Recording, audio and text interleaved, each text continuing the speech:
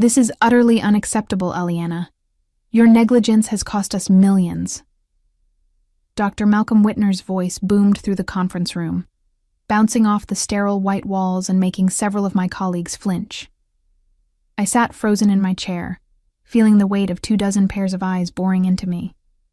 The quarterly staff meeting had transformed into my public execution. My name is Aliana Voss, and after 15 years of dedicated service to NovaMed Research Institute in Toledo, Ohio, I was being thrown under the bus without warning.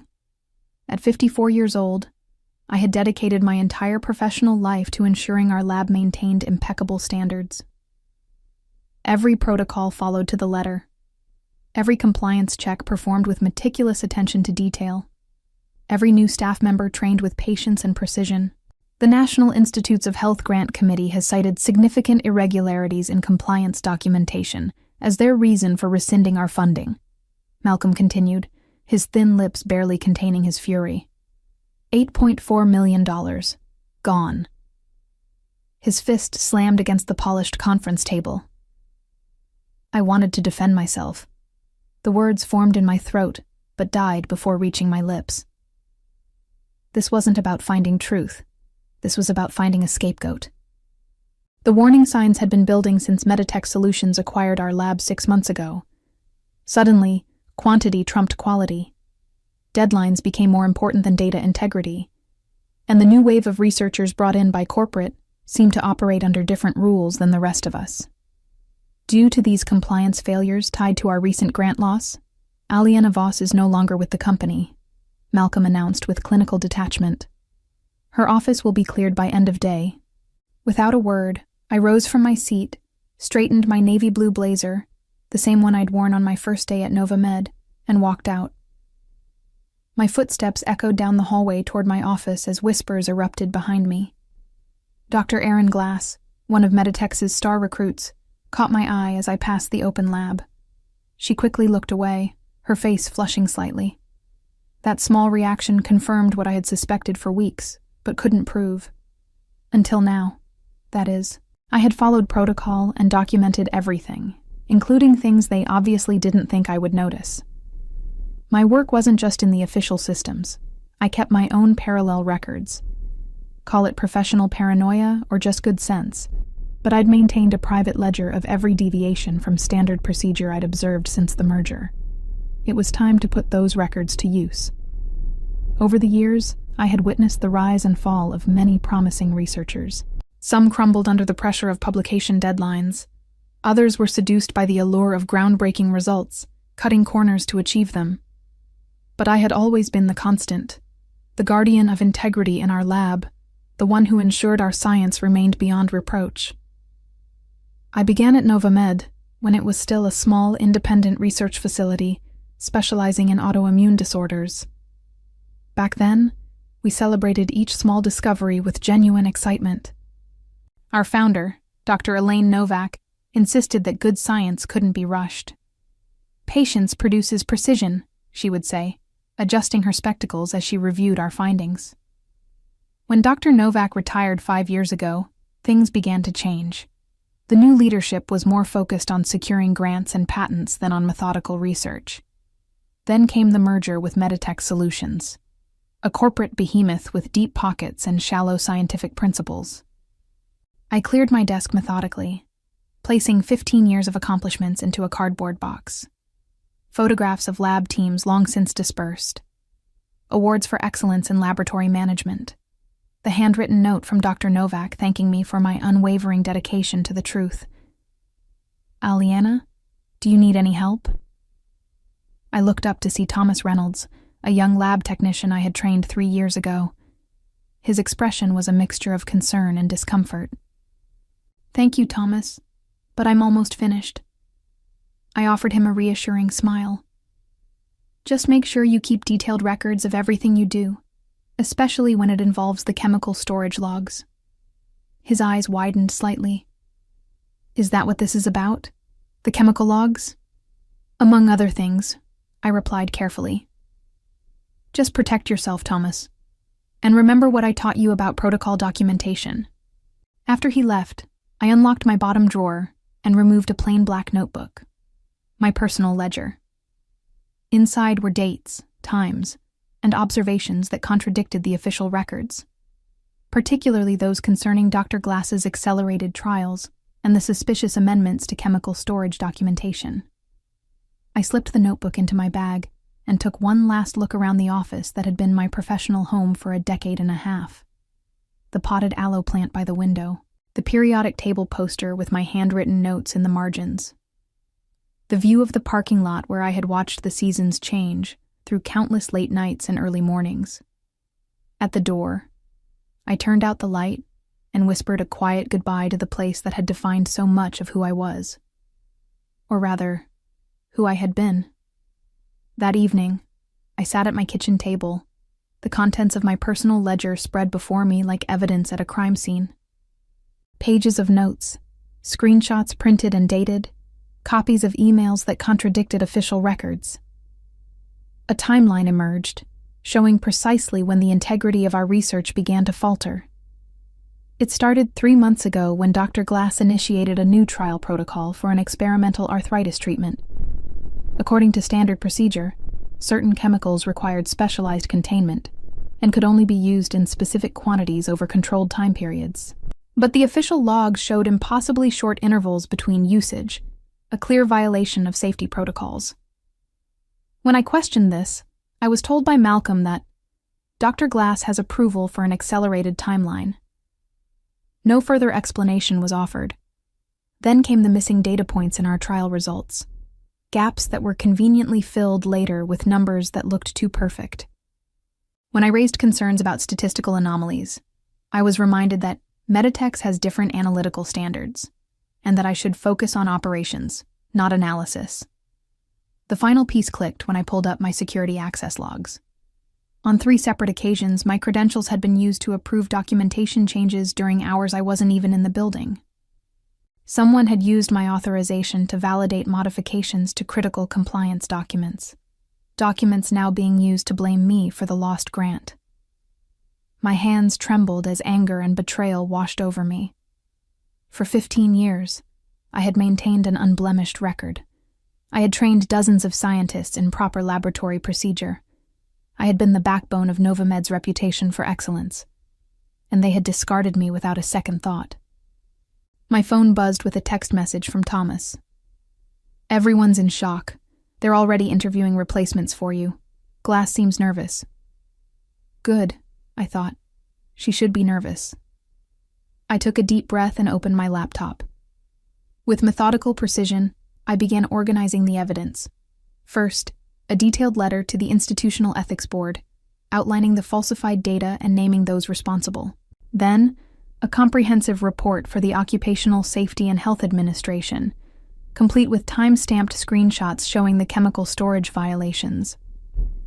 As I worked, a sense of calm replaced my initial anger. This wasn't about revenge. It was about truth. It was about ensuring that scientific integrity wasn't sacrificed on the altar of corporate profits. By midnight, both documents were complete, ready to be sent the following morning. I closed my laptop and walked to the window, looking out at the quiet Toledo street. Tomorrow would change everything. Not just for me, but for Novamed and Meditex as well. Before heading to bed, I laid out my clothes for the morning. The same navy blue blazer I'd worn on my first day, and again on what they thought was my last. But I would have one final visit to make, one final duty to perform as the guardian of truth I had always strived to be. Morning light filtered through my kitchen blinds as I sipped coffee and reviewed my documents one last time. Each allegation was backed by evidence. Each claim could be independently verified. I had been meticulous. It was who I was, after all. I sent both emails within minutes of each other, first to the ethics board, then to OSHA. The weight that lifted from my shoulders was immediate and profound. Whatever happened next, the truth was out. My phone rang almost immediately. The caller ID showed Novamed. I let it go to voicemail. Then another call, Malcolm's personal number. I silenced that too. I didn't need to hear their excuses or threats. The evidence would speak for itself. I dressed carefully, sliding my arms into the sleeves of my blazer with deliberate movements. In my bag, I placed a sealed envelope containing printed copies of everything I had sent electronically. Then I drove to the laboratory one last time. The receptionist looked startled when I walked in. "Miss Voss, we were told—" "I'm just dropping something off, Diane," I said with a calm smile, handing her the sealed envelope. "Please ensure this reaches the board of directors. It's important." As I turned to leave, I saw Dr. Glass hurrying down the hallway toward me, her face tight with concern. "Aliena, wait," she called out. I paused, allowing her to catch up. Up close, I could see the dark circles under her eyes, the strain etched into her features. "Can we talk?" she asked, her voice low and urgent. "Privately?" "I don't think we have anything to discuss, Dr. Glass," I replied evenly. "Please," she insisted, glancing nervously toward Malcolm's office. "What happened yesterday? It wasn't right. I tried to speak up, but you chose to remain silent," I finished for her. "Just as you chose to falsify those chemical storage logs. Just as you chose to use my credentials to approve documentation I never saw." Her face paled. "How did you—" 15 years, Dr. Glass. 15 years of watching people come and go.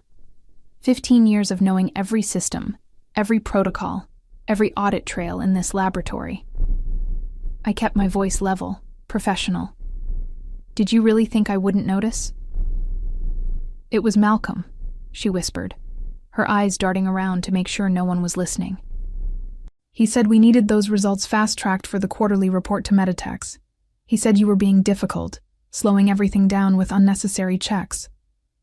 Those unnecessary checks are what keep our research valid and our lab safe," I replied. "But it doesn't matter now. The truth is already on its way to those who need to see it." The color drained from her face. "What have you done?" "My job," I answered simply. "The one I've always done, whether anyone appreciated it or not." I walked out of Novamed for the final time, my head held high. By noon, my phone was buzzing constantly with calls from numbers I didn't recognize. By 2 o'clock, local news outlets were reporting that OSHA investigators had arrived at Novamed Research Institute for an unscheduled comprehensive inspection. By 4 o'clock, I received an email from someone I hadn't heard from in years, Dr. Elaine Novak herself. "Aliena," it read, "I've been contacted by the ethics board regarding your report. I always knew you were the moral compass of my laboratory. Would you be willing to meet and discuss this further? There may be more that needs to be brought to light." I sat back in my chair, a small smile forming. Dr. Novak had been retired for years, but her name still carried significant weight in the scientific community. If she was getting involved, this was about to become much bigger than Malcolm or Meditex had anticipated. 2 days later, I sat across from Dr. Elaine Novak at her modest home in the historic district of Toledo. At 78, she still possessed the sharp, analytical mind that had built Novamed from nothing. Her living room was lined with books and academic journals, and family photos competed for space with framed scientific awards. "They've suspended all research activities pending investigation," she informed me, pouring tea into delicate cups. "OSHA found exactly what you said they would: critical violations in chemical storage and handling. The ethics board is conducting their own inquiry into the data falsification." I nodded, warming my hands on the teacup. "And Dr. Glass?" "Placed on administrative leave. She's cooperating with investigators." Dr. Novak studied me carefully. "But there's something else, isn't there? Something you haven't included in your reports." I hesitated. Dr. Novak had always been perceptive. "The grant wasn't rescinded because of compliance issues," I admitted. "At least not the ones they blamed me for." Dr. Novak's eyebrows rose. "Go on." 3 weeks ago, I discovered discrepancies in the preliminary trial data that Dr. Glass submitted for the NIH grant. The patient improvement rates were statistically improbable, too consistent, too perfect. when I checked the raw data against what was reported, I found alterations. I pulled a folder from my bag and slid it across the coffee table. The NIH didn't reject our grant because of administrative compliance issues. They rejected it because someone on their review committee spotted the same statistical anomalies I did. Dr. Novak opened the folder, her expression growing grave as she reviewed the contents. And Malcolm knew this? He had to. I sent him a detailed analysis 2 days before the grant was officially declined. I took a sip of tea. When the rejection came through, he needed a scapegoat that wasn't Dr. Glass. She was his star researcher, his direct link to Meditech's approval. So he sacrificed you instead. Dr. Novak closed the folder with a decisive snap. After 15 years of exemplary service. Corporate science, I said with a wry smile. Quite different from how we used to do things. Indeed. She set the folder aside and fixed me with an intense gaze. Aliena, I'm assembling an independent review committee. Several colleagues from my days at the university have agreed to help. With your documentation and testimony, we can ensure that appropriate action is taken. Just then, my phone buzzed with an incoming email. I glanced at it and felt a jolt of surprise. It's from the National Institutes of Health Office of Research Integrity, I said, scanning the message. They're requesting a formal interview regarding the grant application and subsequent events at Novamed. Dr. Novak nodded sagely. The dominoes are falling.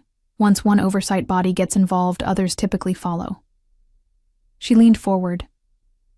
Aliena, I want you to know something. What you've done, standing up for scientific integrity at great personal cost, is the very essence of what Novamed was founded upon. I'm deeply sorry that the institution I built failed you so profoundly. Her words touched me more than I expected. For the first time since this ordeal began, I felt tears threatening. Thank you, I managed, composing myself. That means a great deal. Coming from you.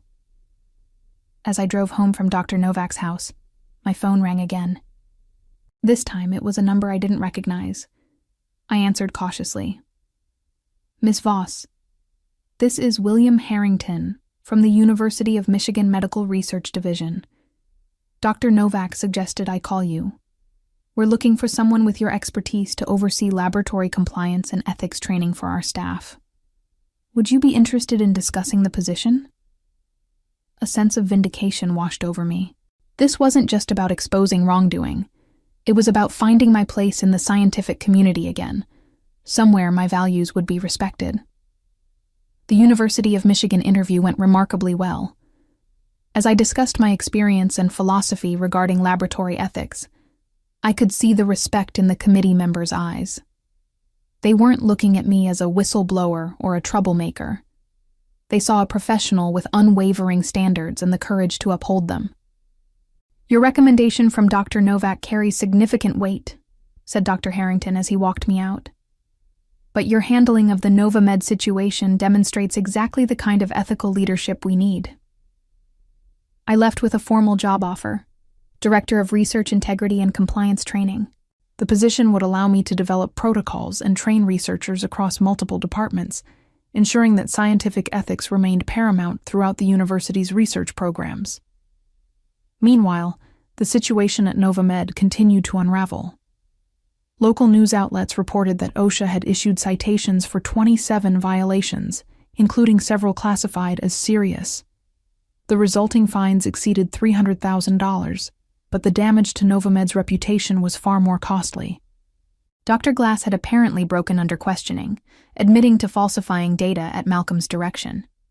She provided investigators with emails and recorded conversations that corroborated my evidence and extended the trail of deception further up the corporate ladder to Meditech's executives.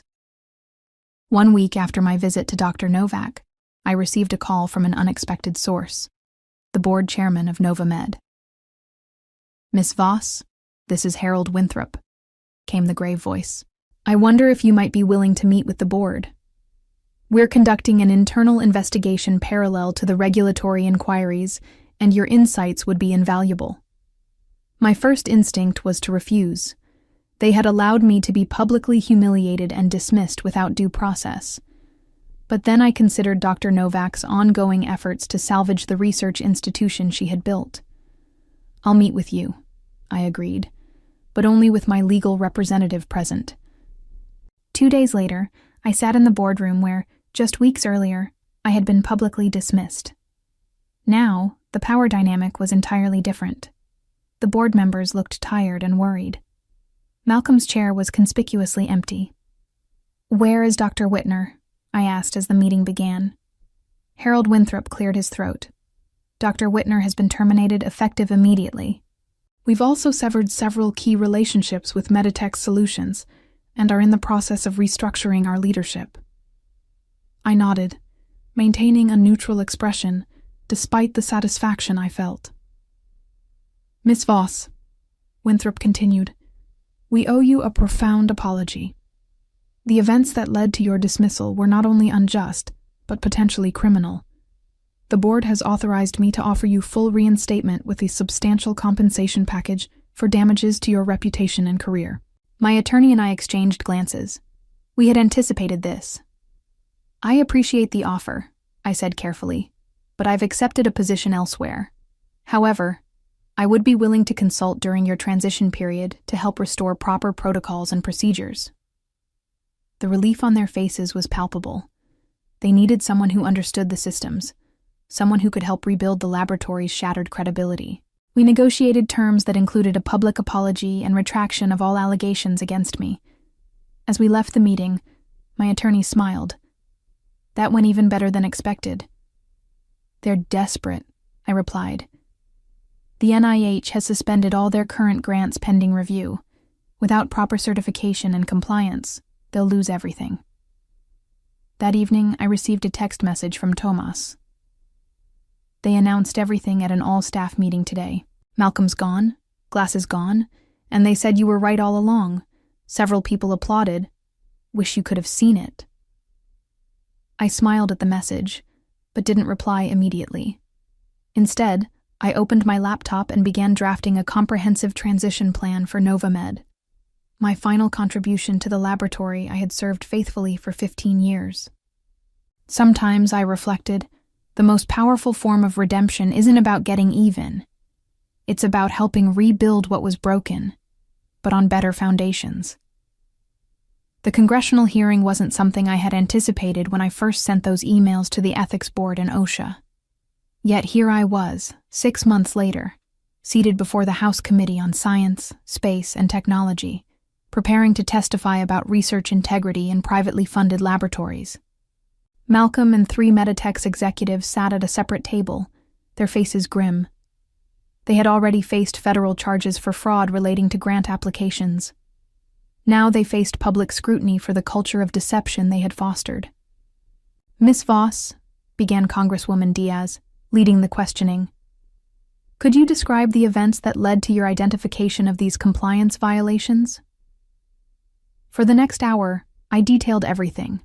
The pressure to produce results after the Meditech's acquisition, the systematic dismantling of safety protocols, the falsification of data, and the attempt to use me as a scapegoat when the deception was discovered.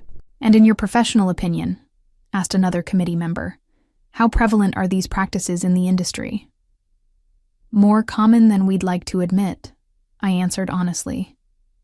The pressure to secure funding and produce marketable results can override scientific integrity. That's why we need stronger whistleblower protections and more rigorous oversight.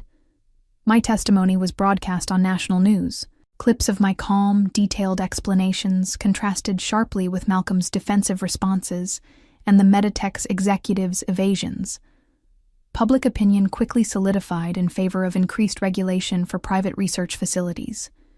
When I stepped down from the witness stand, Dr. Novak was waiting. She squeezed my hand and whispered, "You've done more than expose one lab's wrongdoing. You've sparked a national conversation about scientific ethics." As we exited the hearing room, reporters clamored for comments.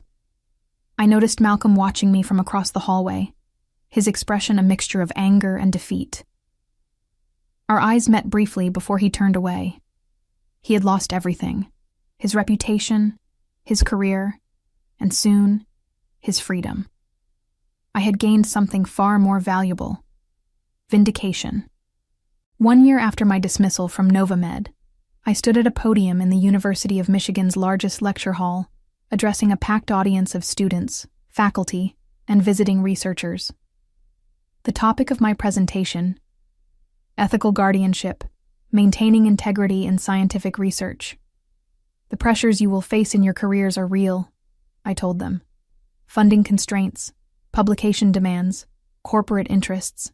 But the moment you compromise scientific integrity is the moment you stop being a scientist and become something else entirely, something far less valuable to humanity.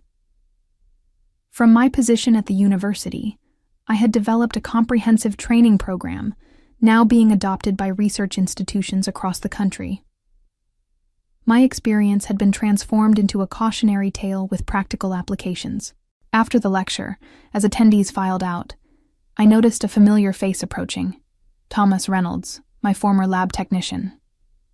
"Dr. Voss," he greeted me with a broad smile. That was inspiring. "It's just Professor now," I corrected him gently.